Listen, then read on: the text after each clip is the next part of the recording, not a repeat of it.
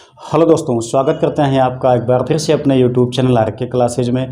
दोस्तों बहुत ही शानदार क्लास होने वाली है ये, क्योंकि दोस्तों रेडियो धर्मिता आप लोगों ने लेसन का नाम सुना होगा, क्लास 12 फिजिक्स। दोस्तों उसमें आपका ये टॉपिक, आपका ये न्यूमेरिकल आता है। आपके एग्जाम में दोस्तों ये क्वेश्चन बहुत बार पूछा जाता है, लेकिन बच्चों को काफ़ी दिक्कत होती है ऐसे सवालों को सॉल्व करने के लिए।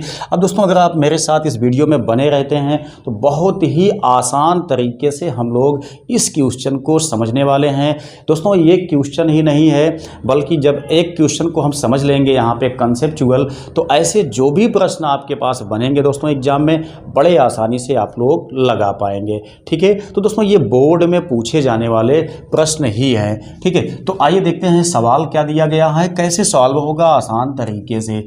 यहाँ पे देखेंगे क्वेश्चन क्या दिया गया है। एक रेडियो एक्टिव पदार्थ की सक्रियता 25 दिनों में, ध्यान दीजिएगा, रेडियो एक्टिव पदार्थ की सक्रियता 25 दिनों में घटकर अपने प्रारंभिक मान का 1/8 रह जाती है।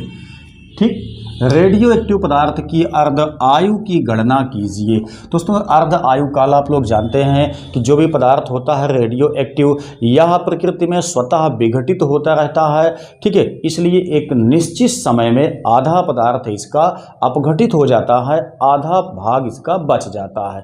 ठीक है, तो यहाँ पे जो क्वेश्चन आपका दिया गया है उस हिसाब से हम लोग इसको लगाने वाले हैं। तो ध्यान दीजिएगा क्या कहा गया है। रेडियो एक्टिव पदार्थ की सक्रियता 25 दिनों में घटकर अपने प्रारंभिक मान का 1/8 रह जाती है। तो रेडियो एक्टिव पदार्थ की अर्ध आयु की गणना कीजिए। यहाँ पे दोस्तों टाइम दिया गया है कि 25 दिनों में घटकर इतना रह जाती है। तो ध्यान दीजिएगा टाइम कितना दिया गया है, स्मॉल टी का मान यहाँ पे दिया है 25 दिन।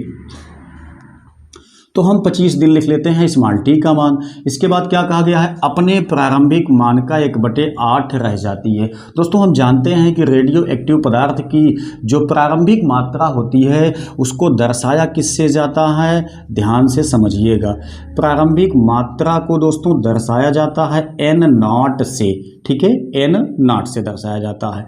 वहीं दोस्तों जो इसकी शेष मात्रा होती है उसको किससे दर्शाया जाता है, शेष मात्रा दोस्तों स्मॉल n कैपिटल N से केवल दिखाया जाता है। यहाँ जो आपका मात्रा होती है इसको n से दर्शाते हैं, n0 से, और जो यहाँ पे दोस्तों शेष मात्रा होती है उसको कैपिटल N से ही केवल दर्शाते हैं। तो यहाँ पे जो शेष मात्रा है वो कितना बची हुई है, 1/8 बची हुई है। तो मात्रा कितना थी, n0 थी, n0 का कितना भाग बची हुई है, 1/8वां भाग अभी बचा हुआ है। तो हम n0/8 लिख लेते हैं n की वैल्यू। अब आपसे पूछा क्या गया है, रेडियो एक्टिव पदार्थ की अर्ध आयुकाल पूछा गया है। अब दोस्तों हमको सूत्र से अर्ध आयुकाल निकालने के लिए सबसे पहले हमें अर्ध आयुओं की संख्या निकालना पड़ता है, अर्ध आयुओं की संख्या निकालना पड़ता है, जिसके लिए दोस्तों यहाँ पे हम एक सूत्र लगाते हैं। लेकिन ध्यान दीजिएगा यहाँ पे दोस्तों क्या दिया गया है, सक्रियता की बात की गई है। ठीक है, तो सक्रियता को यहाँ पे n से नहीं बल्कि r0 से दिखाया जाता है, इसको r से दिखाया जाता है। तो हम थोड़ा से सूत्र को मॉडिफाइड करते हैं। ठीक है, तो अब देखिएगा सूत्र आपका दोस्तों क्या बनता है, r = r0 इंटू 1/2 घात n बनता है। जैसे दोस्तों यहाँ पे जो प्रारंभिक मात्रा वाला होता है सेम वैसे ही आपका सक्रियता के लिए होता है, लेकिन दोस्तों सक्रियता के लिए r से दिखाया जाता है और मात्रा के लिए वहाँ पे n से दिखाया जाता है। तो अब देखेंगे यहाँ पे, तो r का मान कितना दिया गया है, r0/8 दिया गया है। यहाँ पे दोस्तों r0 तो आपका ऐसे ही है। यहाँ पे देखते हैं 1/2 घात में हो गया n, तो यहाँ से r आपका कैंसिल हो जाएगा, जहाँ से दोस्तों यहाँ पे 1/8 आपका बचेगा। तो 1/8 बचा हुआ है, यहाँ पे आपका 1/2 बचा हुआ है, घात में आपका n है।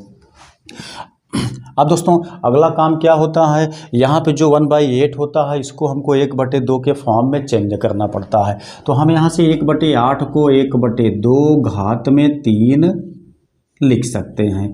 यहाँ पे 1/2 आ गया, घात में आपका आता है कितना, n। यहाँ से दोस्तों जब ये आधार 1/2 समान हो जाता है तब यहाँ पे घातों की तुलना की जाती है। तो हम यहाँ पे लिखते हैं घातों की तुलना करने पर। तो यहाँ से देखते हैं तो स्मॉल n की वैल्यू आ जाती है कितना, यहाँ पे 3 आ जाती है। ठीक है, तो यहाँ पे दोस्तों स्मॉल n का मान निकालना बहुत आवश्यक होता है, तभी आपका सब कुछ सॉल्व हो सकता है। अब देखिए होता क्या है, रेडियो एक्टिव पदार्थ की अर्ध आयु की गणना कीजिए, आपसे ऐसा कहा गया है। मतलब यहाँ पे आपसे T½ या कैपिटल T से दर्शाया जाता है, इसका मान हमें यहाँ से पूछा गया है। ठीक है, अर्ध आयु काल पूछा गया है। तो एक संबंध आप याद रखिएगा, आसानी से ये क्वेश्चन सॉल्व होगा। क्या होता है यहाँ पे दोस्तों, होता है लगा समय। लगा समय स्मॉल t इक्वल होता है n इंटू कैपिटल में t लिखिए, चाहे आप यहाँ पे T½ लिखिए, कोई दिक्कत नहीं है। ठीक है, तो यहाँ से हमको अर्ध आयु काल निकालना है, यानी t का मान निकालना है। तो t इज इक्वल क्या हो जाएगा, स्मॉल t बटे हो जाता है आपका स्मॉल n। जहाँ से देखिए कैपिटल T अर्ध आयु काल है, स्मॉल t का मान कितना दिया गया, 25 दिन दिया गया है। तो हम यहाँ से 25 लिख लेते हैं, और वहीं स्मॉल n का मान देखेंगे तो यहाँ पे 3 दिया गया है। ठीक है, तो इसको हम काट देते हैं, तो यहाँ देखेंगे तो 3 8 24, और उसके बाद क्या आएगा, 1 बचेगा, 3 त्रिक 9, 3 त्रिक 9।